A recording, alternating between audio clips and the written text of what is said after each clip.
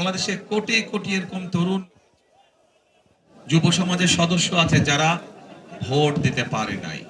এখন এই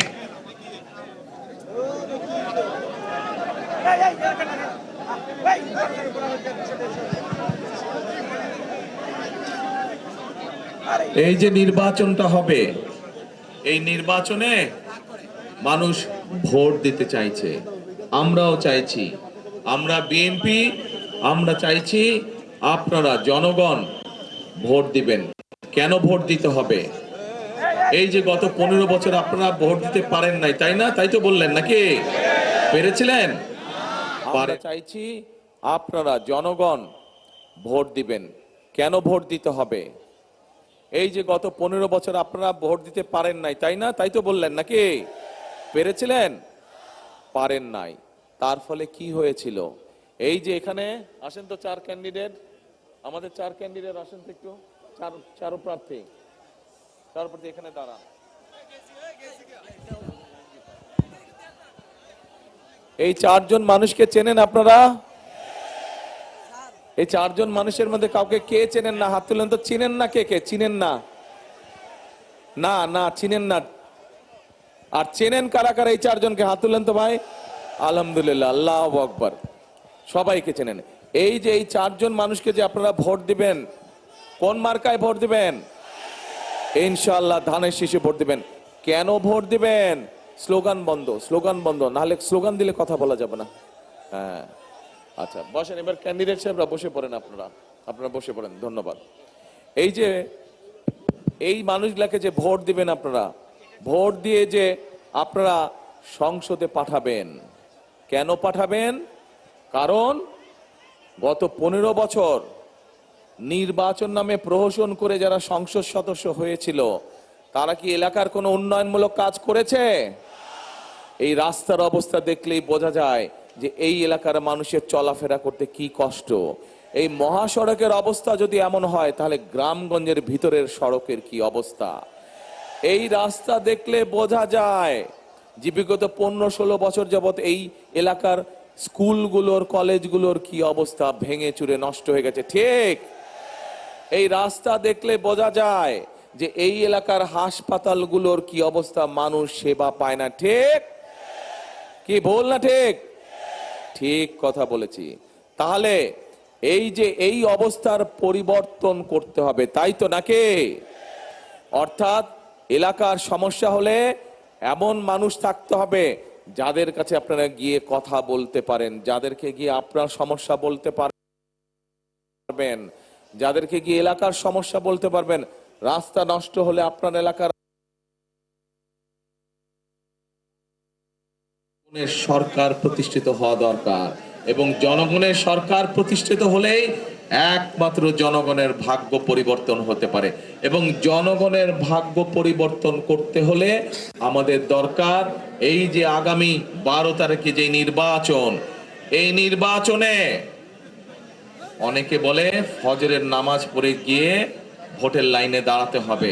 আমি বলি না, ফজর না, এবার আপনাদের সবাইকে তাহাজ্জুদের নামাজ পড়তে হবে। তাহাজ্জুদের নামাজ পড়ে প্রস্তুতি নেবেন যাওয়ার জন্য। ফজরের নামাজের আগে দরকার হলে ভোট কেন্দ্রের সামনে গিয়ে আপনারা ফজরের নামাজ পড়বেন, জামাত করে ফজরের নামাজ পড়বেন।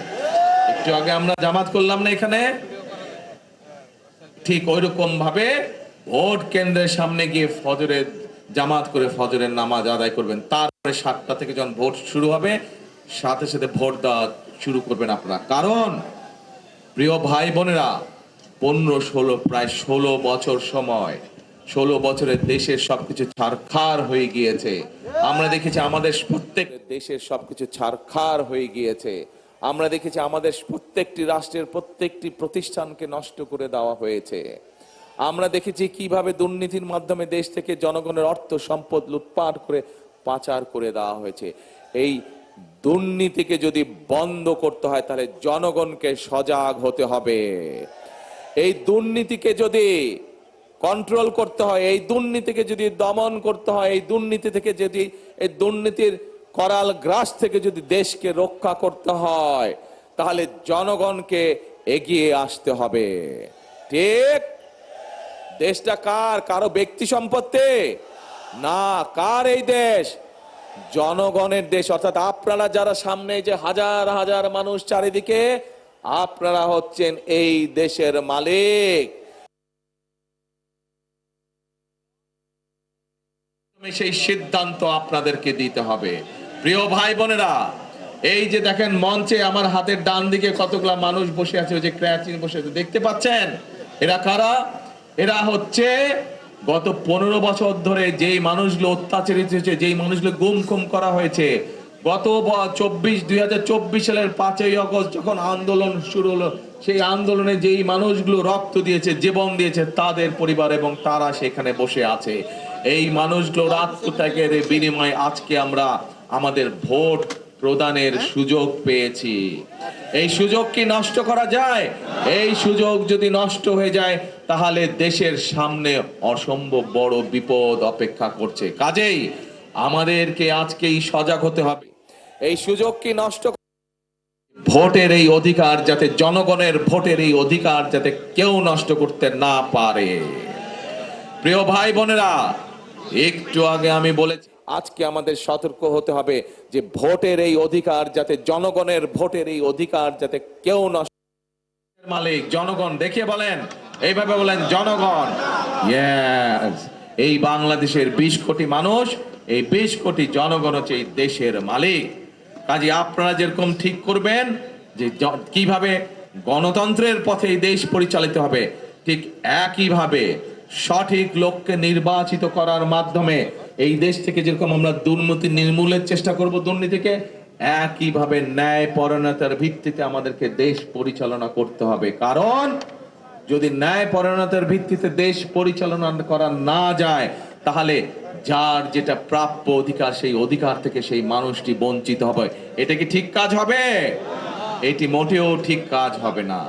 এখন প্রিয় ভাই বোনেরা, আসেন, এই এলাকার রাস্তাঘাটের যেমন সমস্যা, এই এলাকার তরুণ যুবক যারা আছে তাদের বিভিন্ন কর্মসংস্থানের সমস্যা আছে না?